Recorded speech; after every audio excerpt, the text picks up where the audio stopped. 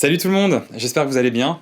Oui bon ok, j'ai utilisé un titre un peu clickbait et promis c'est le premier et le dernier de l'année. Comme vous le savez, Béa et moi on est ambassadeurs Sony et on a eu la chance d'être invités à Paris avant-hier pour une petite présentation de l'Alpha One. On était au siège en région parisienne. Et Covid oblige, donc petit comité, une organisation relativement simple. Mais c'était un moment super cool en fait, ça nous a permis de revoir les copains, que ce soit Guy Ruche, Christophe Brachet, Bertrand Bernager, Olivier Jobard, enfin bref, toute la team des ambassadeurs. Et vous avez été nombreux sur Instagram du coup à me poser la question, alors est-ce que tu comptes switcher? Et je me suis dit alors que c'était l'occasion de faire cette petite vidéo et vous faire un retour à chaud. Donc une fois qu'on est arrivé chez Sony, dans un premier temps on a eu le droit à une petite review technique du boîtier. Et ensuite on a eu l'occasion de le tester rapidement, rien d'un vrai test, juste un petit avant-goût. Pour un véritable test d'ailleurs, je vous mets le lien dans la description de la vidéo de Guy Ruche, où vraiment il a pu faire un test détaillé du boîtier, un test terrain, et vous en saurez vraiment beaucoup plus. Avant de vous donner mon avis, j'ai d'abord posé la question à Béa. Est-ce que tu comptes switcher? Bon, j'aurais aimé qu'elle soit là avec nous pour pouvoir vous donner son avis en personne, mais elle est pas mal occupée ces derniers temps.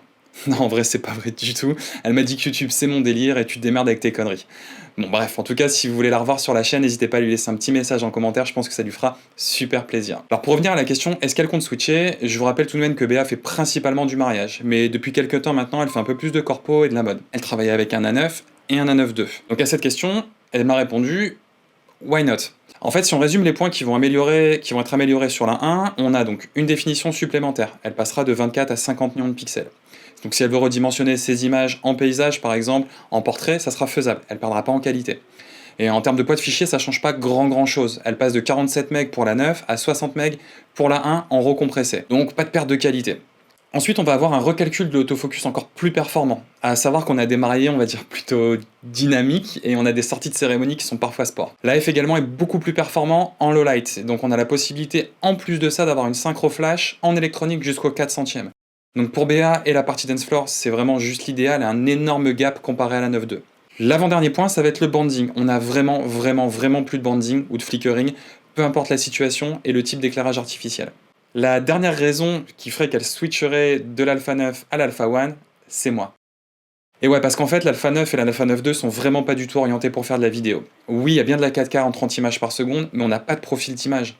Donc si je souhaite qu'elle m'accompagne sur un mariage en tant que second shooter ou sur des autres tournages, c'est pas envisageable parce qu'en fait pour faire matcher l'image avec mon A7S3, c'est juste pas possible. Là avec l'Alpha One en l'occurrence, ce sera possible.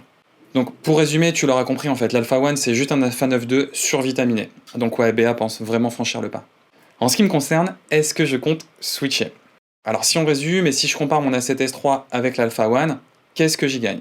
De la 8K, alors ok c'est cool, mais j'en ai pas spécialement besoin.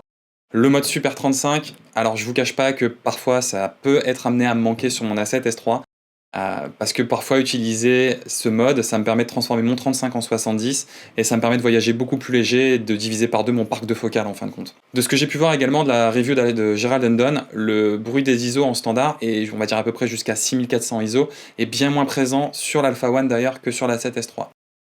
Là où mon boîtier sera vraiment beaucoup plus performant, ça sera dépasser les 6400 ISO. Ensuite, on va avoir le S-Cinetone. Alors j'ai eu l'occasion d'ailleurs de tester avec la FX6, et pour ceux qui souhaiteraient, je vous remets également le lien de la vidéo pour pouvoir retélécharger des rushs, si ça vous dit, donc sur mon Google Drive, pour pouvoir vous amuser à refaire quelques tests de colorimétrie. Quand on a parlé d'ailleurs avec l'équipe au moment de la présentation d'Alpha One, on nous a dit que c'était pas encore présent sur la 7S3.